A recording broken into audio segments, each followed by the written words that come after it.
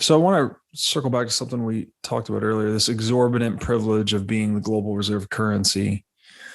Um, Many people have agreed with me. I think it's pretty hard actually to argue against that it is, it's become almost a trope at this point to talk about the exorbitant privilege. Like, we understand it's asymmetrically in favor of the United States.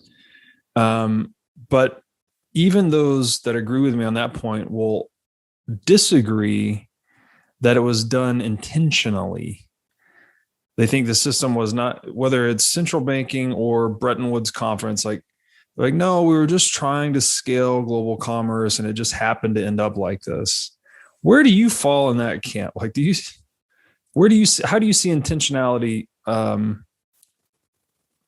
How do you see intentionality, the role of intentionality in the current structure of global central banking, with the Fed at the center?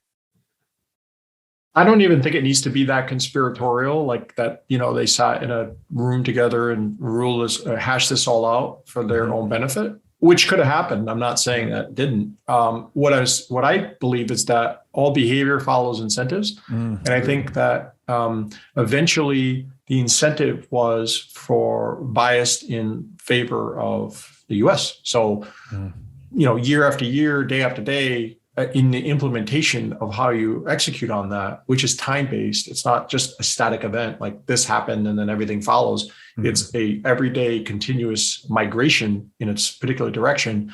I think that if the incentives are misaligned, then the behaviors will follow, and eventually you get to the wrong outcomes. So you don't even need vast amounts of conspiracy. You can have little spouts of conspiracy here and there, but eventually just those incentives just naturally get to the outcome we have now. And that's a more difficult thing to fix, because you really have to get to the root of those incentives and fix and address them. And our financial system globally is so dependent on the dollar and the way that those incentives have been set up that it's going to take a massive effort to unwind that and realign it so it's beneficial to people. So do I think a bunch of people conspired to self-serve? Of course, but theoretically, right after they died, maybe another set of group could have come along and fixed that, but they chose not to. Why didn't they choose to? It's because they continue to have some incentive that's driving that behavior, and there's no reason to rectify it. Yes. It's like if you continue to benefit from it, why change it?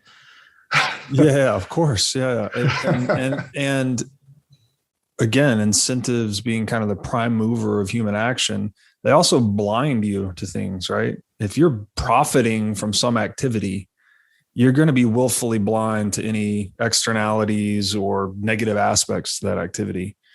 And I agree with you that when people talk about this topic of intentionality, it seems like they're thinking black or white. Like, either it was a conspiracy on Jekyll Island and it all flowed from there, or it just kind of accidentally happened. But I actually agree with you completely that there's this element of gradualism to it. It's just like, what decision makers are coming into what position? What are their incentives? And then what is the direction or trajectory that takes the system? And it appears to be pretty obvious when you consider that government via the central bank is monopolizing money. That becomes a pool of unlimited revenue for them, right? It's just whatever bad decision you make, just print more money and keep going. It's the nature of corruption. It's much more insidious and time lagged than people appreciate. I don't think I don't think anyone's born saying, when I grow up, I want to become a central banker and be an insider, feeding off the spigot. It happens through a long, gradual process, and you can get lost in that process. And you can even go through the mental gymnastics of justifying, even on an ongoing basis, those externalities. So even if you're fully aware that those externalities are happening to other people, you can find ways of morally justifying it to yourself and to others. And as long as you have enough others who support you, you're going to continue to justify it, and you won't change your behaviors. So you'll just overlook it. And that's the nature of corruption. That's part of the human condition. That's right. And I think that's, I say it a lot on Twitter, but I kind of welcome our robotic overlords. Meaning I look forward to a time where we can kind of offload some of these things to algorithms rather than humans. Not everything. I think we need agency, but some of these more important things that are not shouldn't be corruptible. We have to start figuring out how ways of